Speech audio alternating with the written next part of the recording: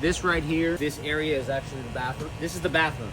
So you got a toilet, a shower, a lavatory, which is a hand sink.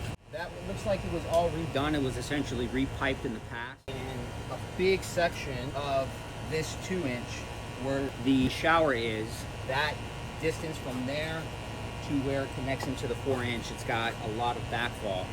So what backfall is instead of going downhill with the flow, it's uphill.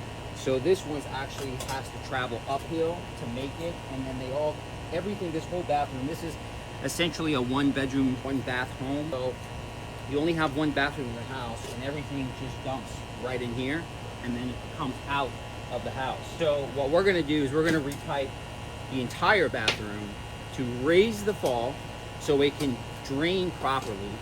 And then we're also gonna change out this real old cast iron sanitary tee, which is the catch-all for the whole bathroom, as well as the kitchen and the laundry, which are on the other side.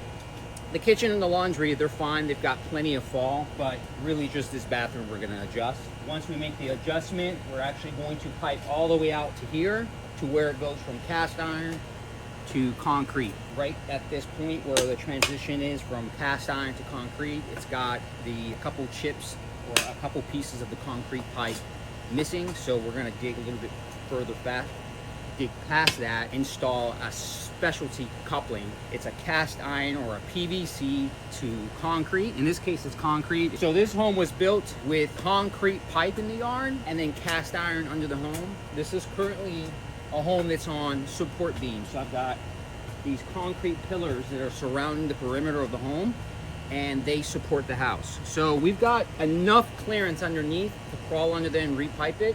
But with cast iron being so old, over time it starts to chip, break. You'll get things like it'll split on the middle of the pipe. Just a lot of different things that can happen because cast iron is so old. So at this point, we're gonna pretty much repipe everything. So once we put our clean out in here, then we're gonna be able to clean out the pipe going to the city and then clean it out going into the home. So Sal essentially is exposing the point to where it goes from cast iron to concrete. So we can cut that section out. And because you've concrete sewer line in the backyard, we use a special kind of coupling.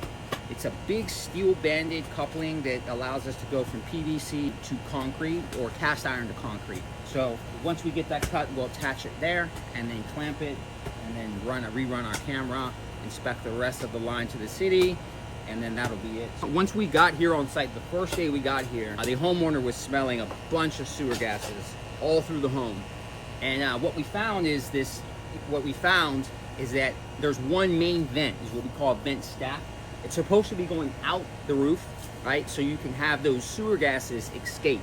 But what was happening with this home is that the vent was cut under the home, and the vent was pouring out sewer gases all under the home. So it's going through walls, it's going through everything, and it's just a really smelly situation. You don't want to have that happen because you've got methane gas